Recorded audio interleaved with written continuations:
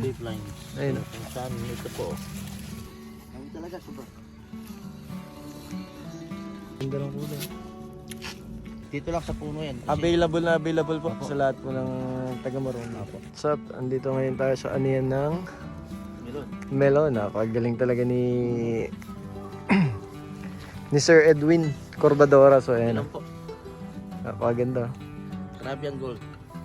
I-promote yun na yan sa mga taga-Morong. Ito po, napakaganda po rito. Pwede mo tayo magtanim dito sa atin. So, tayo lang po ang pinalad na Makapag-ani po nitong melon na to. Wow, naman. Napakaganda po. Bukod sa napakalaki niya, malalaki na siya, ay matamis pa po. Yun sana. Ganda. Nakita nyo naman yung mga nakasakon niya. Unang ani po ito, ano? Unang ani. Marami. So, ganyan kasagana pagdating sa probinsya. Basta masipag ka lang. Sipag ka lang. Ayun. Tsaka high-tech ng system po natin. Anong system natin dito sa ano? Technology natin. Lahat po tayo, ito po, naka-drip lights po tayo. Technology natin. Drip line. Drip lines. Ayun. Saan ito po? Drip line.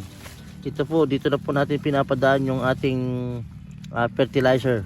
Ang tawag po dito ay drip line and fertigation.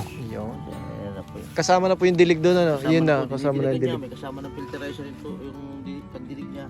Yung mapapansin ninyo, napakaganda ng ating Mga produce bunga na ng melon. bunga. Dati kung nakakapagpatubig tayo, 5 tao yung gagamitin natin sa isang araw. Dito, isang tao lang. Yung 8 oras na igugugol nila dito po sa ating drip line and fertigations ay 2 oras lang po. Wow, napakalaking tipid at saka napaka-effective pagdating sa halaman. Fertilize nyo po ito isa-isa. Pero dahil nga po dito sa ating technology, drip and fertigations, yan na po. Hindi na po natin isa-isa equally, dinidistribute po yung fertilizer sa ating mga halaman. Yes. Ilang square meter po itong tinaniman natin? Kung ating tinaman ito ay ano po ito, kalahating hektarya po itong So 500 square meter. Ang galing. So pansinin nyo, napakarami niyang bunga, maraming ani.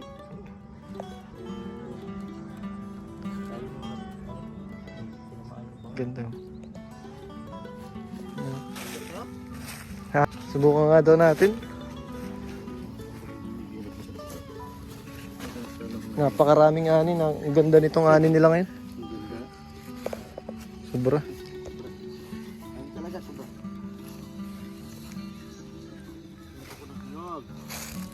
Para makapag Ibig sabihin po pinapahinog pa yan.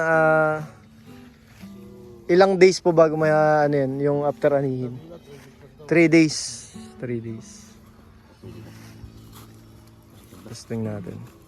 po, bubuksan po natin. Tingnan natin sample.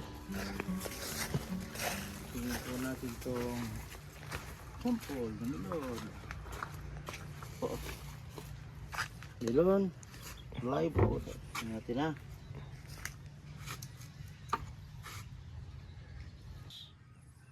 Yun. Hinog na ba ka? Hinog na hinog. Ganda ng kulay. Talagang hinog. Hinog.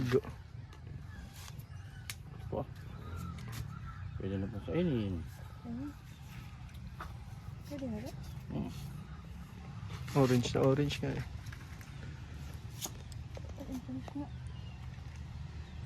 Tamis yan, bagong ani. Ano nga yung ganito? Bagong ani. Yeah, thank you po. Tingnan natin kung pasado kay engineer. Pasado eh. Kay Sir Edwin, So, available to sa mga taga-Morong. How much po ang ano natin? Bigyan natin. 70 per kilo. So, ayan, 70 per kilo tayo. Dito lang sa puno yan. Available po sa lahat po ng taga-Morong dito. Ayan.